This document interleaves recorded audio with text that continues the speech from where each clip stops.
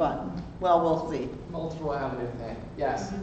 All right, so we're at about 4:17 right now. If you want to, go ahead and stand up, stretch, wiggle a little bit. If you need to get, or not, you don't have to. If you want to keep sitting, that's totally fine. If you're already sinking into a civic engagement coma, I understand. My name is Rob Tabor. I'm the chair of Cape Theory Indivisible in Fayetteville. And I first became really civically involved in Fayetteville in 2008 when I stepped into a campaign office on Old Street in downtown Fayetteville. And there were people of every background, of every race, religious belief, value system, atheist, agnostic, Buddhist, Jewish, Christian, Muslim, coming together in support of a candidate that they believed in, that they had hoped for. And this was the Obama election in 2008. And Reverend Barber has talked about this as the third Reconstruction, this possibility of a true multiracial democracy, where we're all respected, we're all valued, our leaders work for us, our representatives represent us, and take us into mind as they're crafting policy.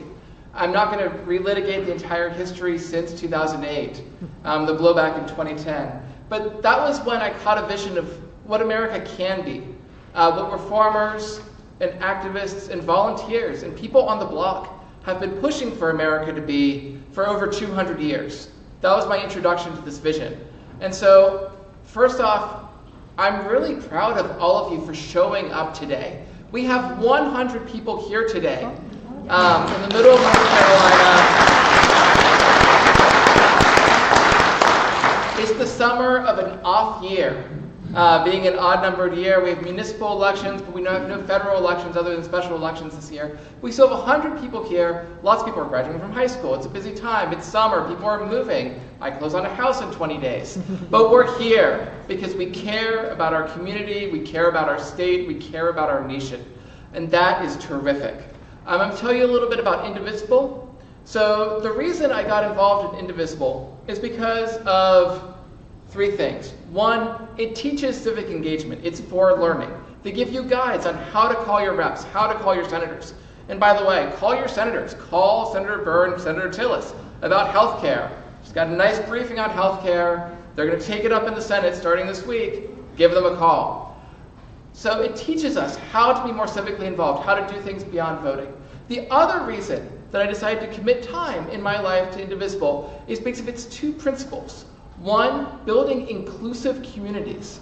Too often in history, I'm a historian, so I talk about history a lot. Too often in history, it's been democracy for some and authoritarianism for everyone else. And so Indivisible is about building inclusive, democracy-focused communities. The other thing that Indivisible is focused on is about evidence-based public policy, like the doctors were talking about. Finding out what works. If something's not working, noticing that, and using legislative time to come up with solutions so that people are served, so that people have health care, they have education, they have food, they have clothing, they have shelter. Those things that are needed for them to be entrepreneurs, for them to earn a living, for them to have decent quality of life. And so that's why I got involved in Indivisible. Now, the reason I personally worked so hard to invite Congressman Hudson here is because he's a new congressman for Fayetteville. Due to gerrymandering and the reshuffling of lines, he had previously represented Cumberland County, and I wanted to get to know him. You know, I want to get to know my congressman. He's my representative, which is why I made sure we invited him. And we worked with his office for, 2-3 months, setting out little various things. And he talks about how it's a raucous town hall and how he doesn't like this. Is this a raucous town hall? And even if we disagree with him, there's this amazing invention called poster board. And what other town halls have done is they've taken red poster board and green poster board. And on the red poster board, they write disagree, and on green poster board, they write agree. So that the crowd, the people, can let their opinions be known while we can still hear the congressman and engage in conversation. And I think that's a terrific idea. And, you know, I had hope for Congressman Hudson. He came up through constituent services. This is the other reason we call congresspeople, right, is if we have an issue with the VA. If we have an issue with Medicare, Medicaid, we call their office, they try to get it solved. He came up through that. He knew something about being a representative. And initially, I continued to have hope. I had a good chat with his healthcare staffer about various policies back in January, and I pointed out why we need essential health benefits, why we need these different coverages. I thought we could have a conversation. However, his office has retreated, it has closed off. And that's a problem, because he's no longer representing the people. And we've learned in the past few months a few things about Richard Hudson, looking at his votes, looking at his activities, looking at what he posts on Facebook. We learned that Richard Hudson will serve his extreme donor base. We learned that Richard Hudson will meet with the Republican Men's Club of Moore County behind a private gated community wall. And we learned that he will drop by private schools in Fort Bragg for photo opportunities. That's what we've learned about Richard Hudson. So while he'll continue to represent us, I'm done thinking about Richard Hudson. There's an old story from the Obama campaign in 2008, where Obama would tell his staffers, the one thing we know is that President George W. Bush will not be president next year. Let's build from that. The one thing we know is that Richard Hudson is not interested in representing the people of North Carolina. So here, I'm pleased to talk about what comes next. And what comes next, what Cape Fear Indivisibles we focused on, is what happens next. What do we want our representatives to do? And so now it's my pleasure to introduce someone who is exploring a congressional run for District 8. Yay. So the person we're introducing today is Mr. Harold Eustache. Did I get that right? Eustache?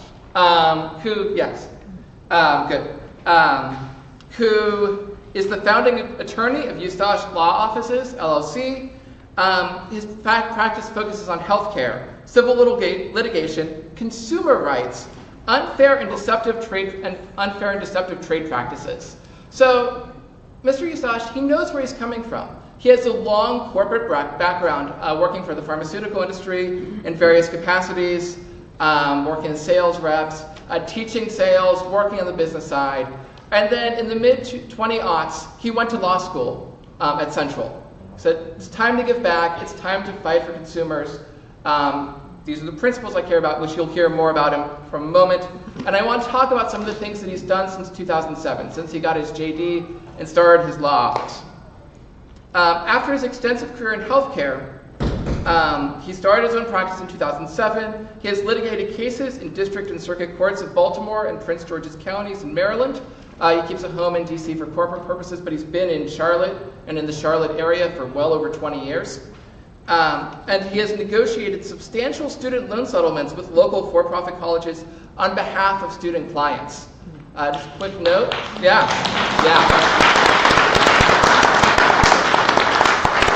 And we've seen with our current president some of the shady things that can happen with so-called colleges that are for-profit. In 2014 and 2015, Mr. Eustache worked as a contract litigation attorney for a prominent Washington, D.C. law firm, assisting and advising the public clients practice team in a large and complex litigation related to the opioid drug epidemic in rural areas across America, helping for us to kick dependency and be a healthier country. Harold Sr. And June, they're the parents of 3 children and the grandparents of 3 grandchildren, and they reside in the Charlotte area for 25 years and in Harrisburg, which is in Tavares County, for over 13. Please join me in welcoming Mr. Eustache.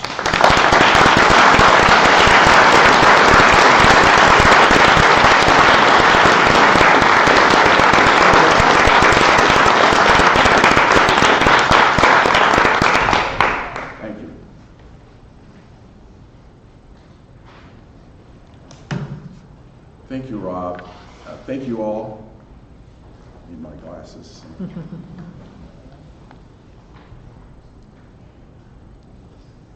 Thank you very much. So it is really a great pleasure for me to be here today to share my thoughts and listen to your ideas about what we are facing in this community and in this district and in the great state of North Carolina. My name is Harold Eustache, Sr., not to be confused with my son, my oldest son, who's Harold Eustache Jr., who is actually very active in North Carolina politics on the other side of the aisle. Well, well, it is true. So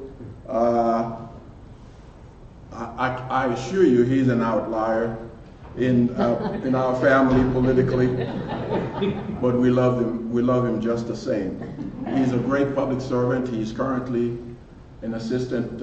Thank you. He's currently an assistant district attorney in Forsyth County in Winston-Salem, and he has put his life on the line, participating in several hundred missions as a member of the 101st Airborne Pathfinder Unit, Ranger Unit, and we're very happy that he's back with us, safe and sound, and we're very proud of him.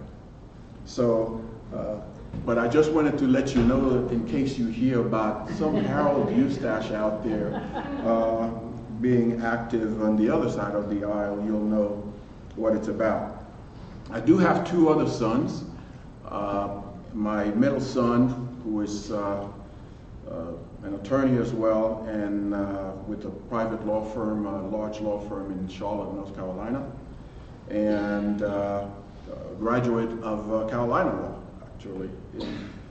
And my youngest son, who just completed his master's degree at Columbia in New York, and now taking a position as assistant principal at a public charter school in New Orleans.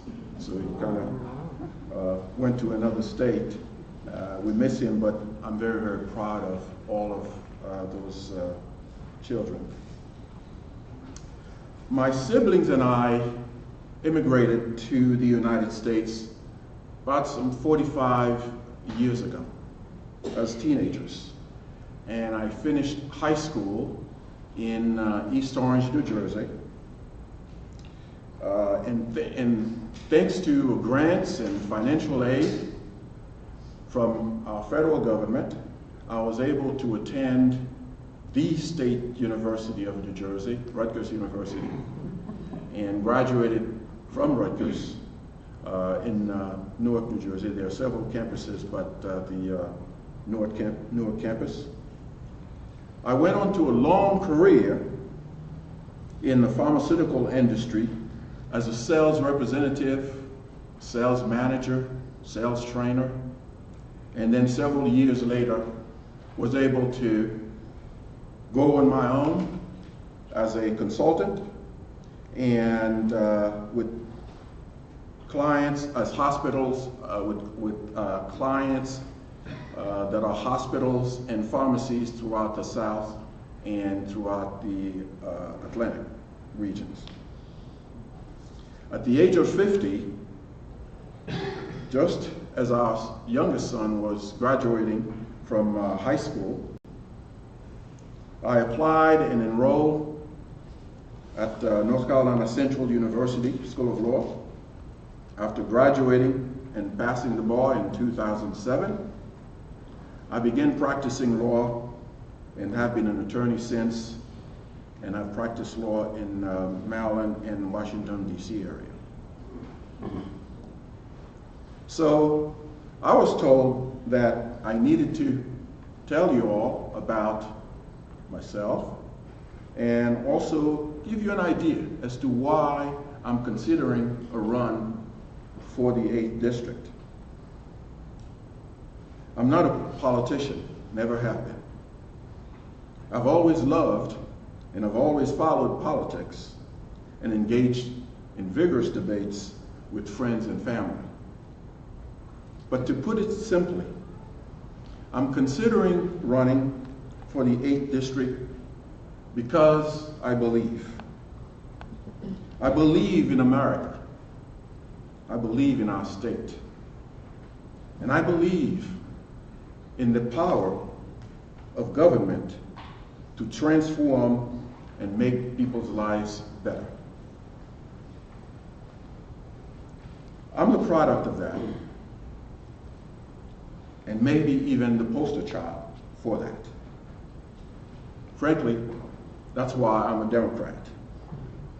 Only in America can a wide-eyed black teenage boy come to live with his mother from Haiti, his mother who earned barely $50 a week in a New Jersey factory, rise to become an attorney, and then see his children reach and achieve greater heights and greater accomplishments than he dreamed he could.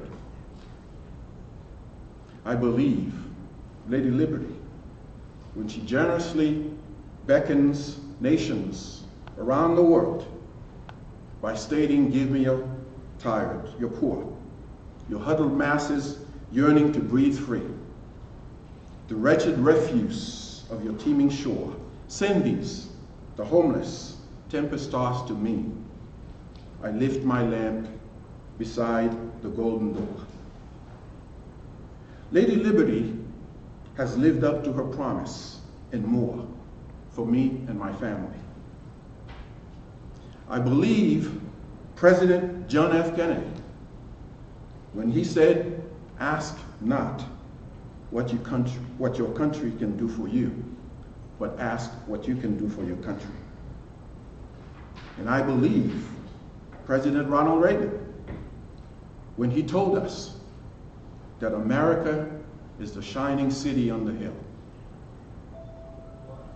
And now, today, as our country faces some of the strongest political winds it has ever known, which threaten to tear the fabric of its existence and break it apart at its very core, along partisan, regional, racial lines, I thought that if I'm going to do it, now is the time. Now is the time for me to attempt to repay this awesome debt I owe to my adopted and beloved country. For I believe President Abraham Lincoln, when he said that America is the last best hope for mankind. And I believe President Barack Obama, when he said, "If you want to see change, be the change you want to see." Our country more than ever needs a change. But democracy itself can be fragile and may be vulnerable to skillful demagoguery and manipulation by clever politicians and political hacks. We have in Washington, D.C., in the White House, a man who never misses an opportunity, a strong man, if I could use that word, who never misses an opportunity to praise, admire, and support dictators, tyrants, and thugs around the world. I have lived under a dictatorship, and I know what it looks like, what it feels like, what it tastes like. It's not good. But this strong man also leaves at every chance to belittle and show contempt and disdain for democratically elected friends and allies of the United States. He publicly berates political opponents and humiliates faithful civil servants who have dedicated their entire lives to serving their country. This is un-American.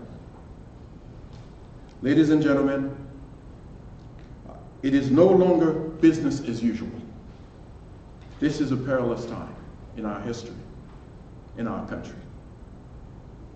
The great Irish statesman and philosopher Edmund Burke said, "All it takes for evil to triumph is for good people to do nothing." So I have decided that I'm not going to do nothing.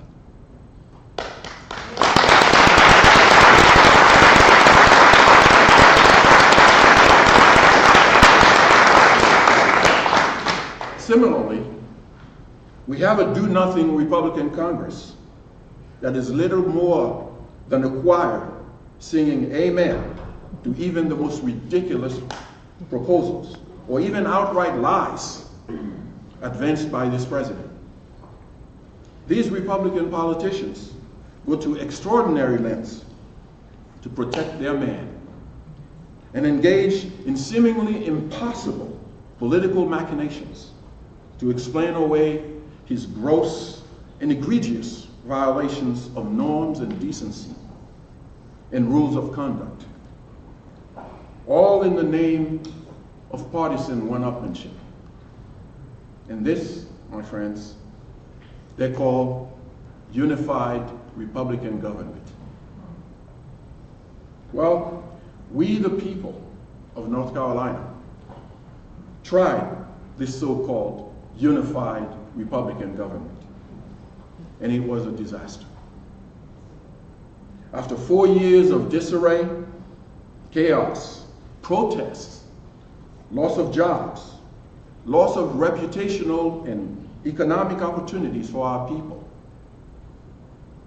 and after multiple court rejections and admonitions for racial and other discriminatory practices, we, the people of North Carolina, finally said enough. And we again elected a Democratic governor to help bring sanity and decency to public policy.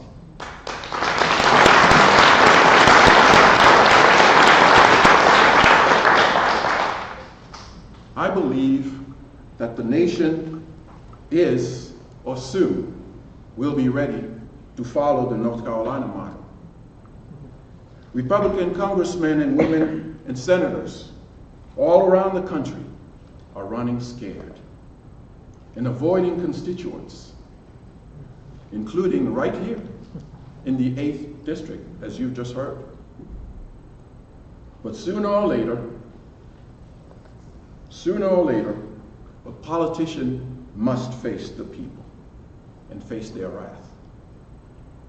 So I'm considering running for public office because, in the words of President George W. Bush, I hear you.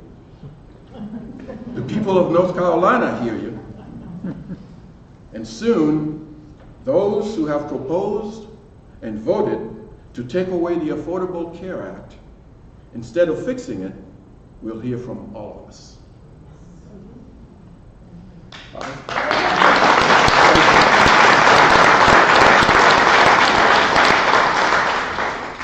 I say, Richard Hudson, take notice.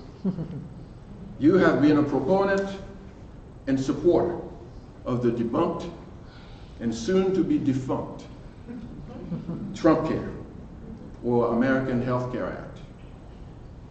There's nothing American about this disastrous attempt to rob the poor and vulnerable, to give more to the rich.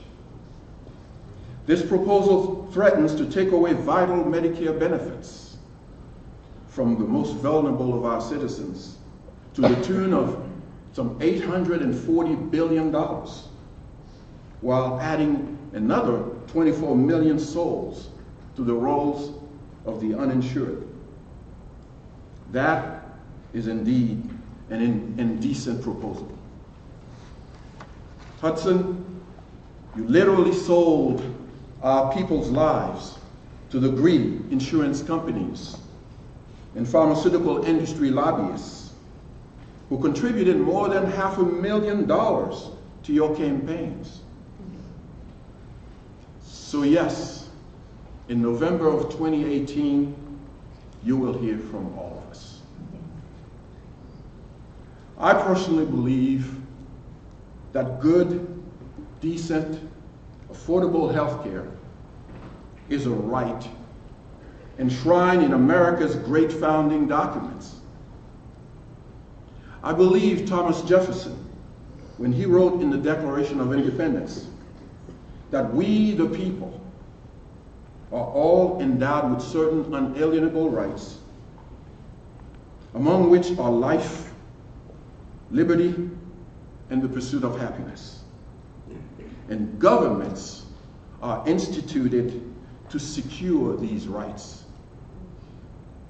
But there's no securing life as a right without securing health care as a right.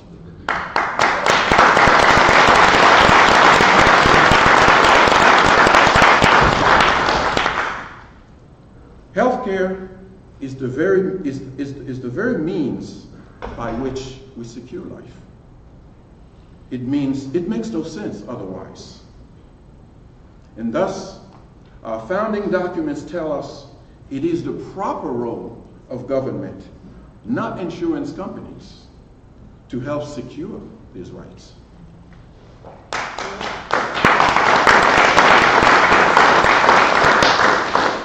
So therefore, let us together today take up that challenge, bear that burden of restoring faith in our country, in our party, and in those institutions that nurture and care for all of us. I leave you with these great words of wisdom from the Reverend Dr. Martin Luther King.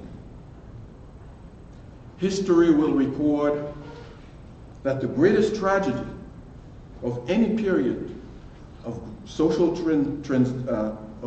transition and turmoil is not the clamor or the acts of the bad people, but the appalling silence and indifference of the good people. I, for one, am thankful and grateful to all of you here today for choosing not to remain silent, but to get into the fray and make life better for the people of North Carolina and the people of the United States of America. Thank you.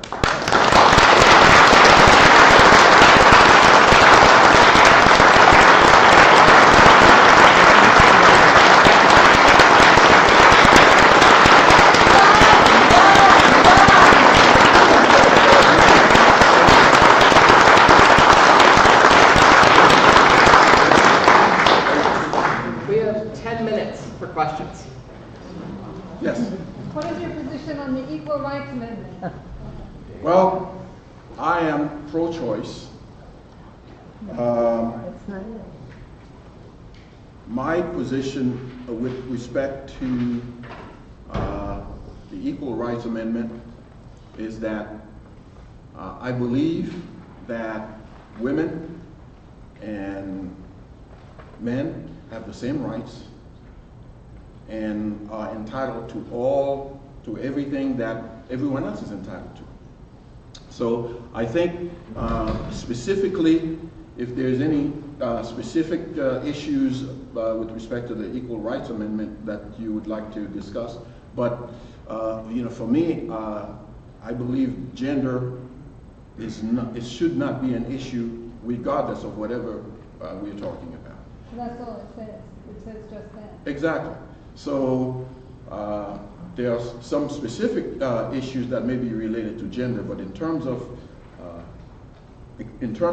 public policy, I don't believe that gender should be an issue, and I believe women and men deserve the same amount of attention and with respect to any kind of public policy.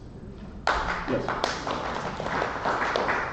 So recently, and this might be a better question Yes. for the gerrymandering people, but recently with the Supreme Court ruling, and this isn't an issues test for you, we know you're learning on the job, so Sure. it's okay. But there was a Supreme Court ruling recently regarding the 2 congressional districts in North Carolina Yes. that were ruled, illegal for gerrymandering. So that Right. means really if they redistrict those 2, they have to really redistrict the whole state. Mm-hmm. So what do you think might happen to your district? Like, do you think you're from the Charlotte area, right? Yes, Okay. I am. I'm from Cabarrus County. Yeah, so I don't know if this is Suburban for Charlotte. somebody else, but what are your thoughts about that? Well, it's hard to predict what's going to happen. Mm-hmm. I think this was about the 12th, or was it the First and the 12th. first and the 12th? Yeah. Okay, that they have to remap. I don't know exactly what is going to happen about that. If they do, I don't know whether that will affect the 2018 race election. But if it does, we'll try to cope with that as best as we can. But right now, I'm just going to go by what we have and continue and do my best to campaign in what we know today. That's a fair answer. Thank you. Yes. How will you address issues like trying to use evidence-based practices to address all kinds of public issues as opposed to particular ideals of certain groups that end up confusing religion with public policy? Right, right. Well, I think we are moving towards that. Evidence-based is definitely what increasingly is going to be what public policy should be based on, because obviously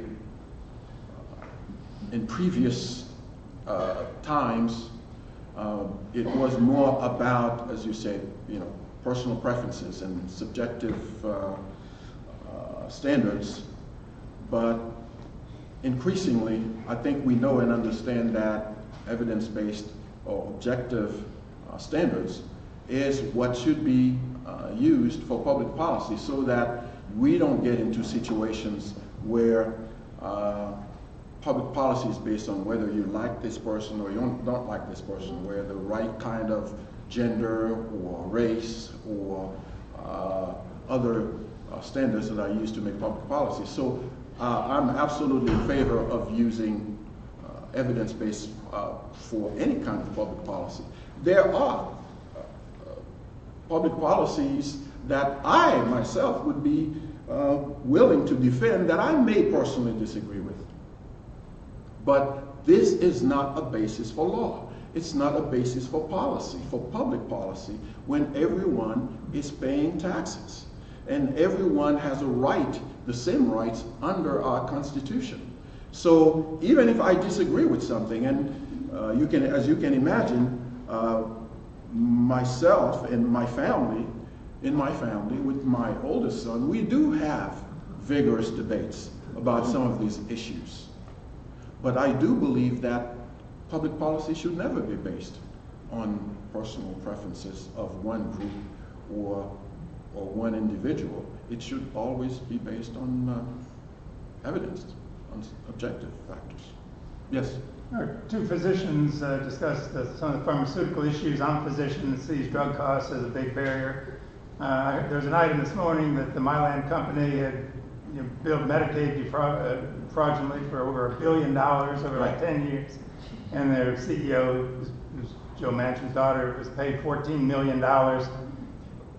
With your pharmaceutical and legal background, do you have any ideas on how to deal with this problem? Go. I'm going to have to think about that a little bit, but I think that there's a lot that we can do to clean up some of these basically waste, fraud, and abuse, and they happen. And these are the kinds of things, and we have to bring back honesty and decency into government, into everything that we do. And I believe that by having just regular folks, run for office instead of, I would say, professional politicians like Richard Hudson, that's the beginning of it. Because to a certain extent, it's the corruption that is really fostering the corruption of having big business, big companies, the pharmaceutical industry, the insurance industry paying for campaigns, and that can even bring us into Citizens United and campaign finance reform. So there's a lot of issues that are included in the answer And I think this is something that we'll have to take a look at and take up as we go along. But it's going to take a little time before we can clean that sort of thing up. Yes. Well, you raised an interesting point about campaign finance laws. How do you overcome what will be a huge mammoth deficit of your campaign versus Hudson's campaign when he's funded by millions of dollars of PAC money, and you won't have that? Yes. And yes. you won't have the DCCC behind you because it won't be a targeted race. Yes. How do you overcome that? Well, I'm going to work hard. How do you overcome Hard work is the beginning of everything. I don't know. And this is why I'm saying that right now I'm exploring, I'm thinking about it, and I want to see what amount of support that I get in terms of fundraising and in terms of just political support. To the extent that it's possible, it's doable, I would definitely like to do it. But I am optimistic. I believe that if you talk to the people, you explain everything that you stand for, I think as we have seen recently in a number of districts around, congressional districts around the country, you can really make up the difference a little bit by having people contribute, maybe just outside the district as well. People who are democratically minded and who want to see policies for not only for our district, but for our state and for our country change, and they decide to contribute. So I would be more than happy to set up these kinds of programs to see if we can overcome that challenge. And I think we can.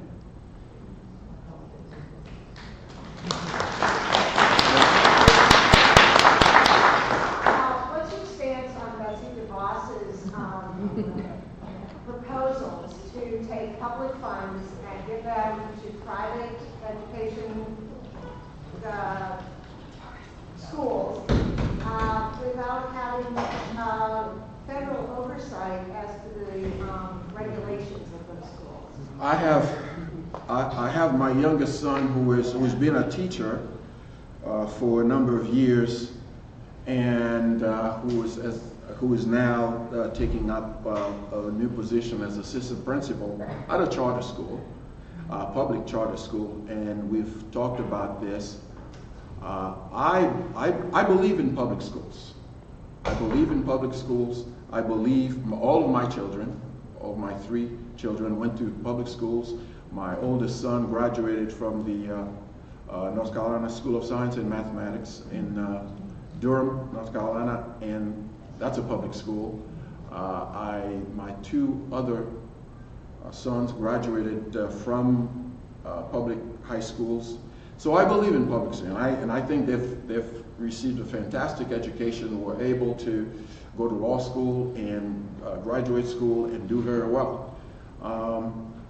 No, I'm not in favor of taking resources from public schools to give them to private schools. Now, under some situations, with careful and targeted policies, I think that's a possibility. But as a matter of standard, I believe that public schools, if allowed to do their job and do it properly, can do a very good job of educating our children. Yes? How can you go about getting public schools to change the disparity in a lot of the schools? And there are some really good public schools, but there are some very poor public schools. Well, this is a very difficult, to some extent, intractable problem that we've been faced with over long periods of time. And my youngest son, as I said, who is a teacher at a public school, we've discussed that many, many times. I believe in terms of education, we have to start paying attention to all of the factors that are part of giving children a good education, resources, the schools themselves, the educators, parents, and to the extent that we can develop programs and ways for them to be better teachers, better parents, and better educators. That's what we're going to have to do. But I don't have a specific plan for that right now. But I believe that it's going to take all of those sectors of the educational system to overcome that. Because I really believe that all children deserve a good education. But it also, I do believe that until we have all those sectors work together, parents, and what I mean by parents, I believe teachers have to help parents and parents have to help teachers.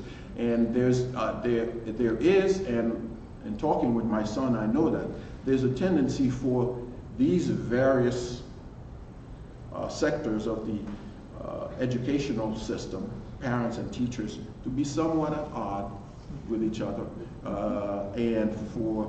But we always talk about teachers supporting parents and parents supporting teachers. And the children themselves, when they see that the grown-ups have support each other. Yep. Because that's the way I grew up. My father always made sure that if something is wrong or we do something wrong, that they always make sure. My father always made sure that he supports whatever. He supports the teachers, and as a parent supports the children, and we have a unified approach to education. So that is essentially what we. So yeah, thank you. Thank you.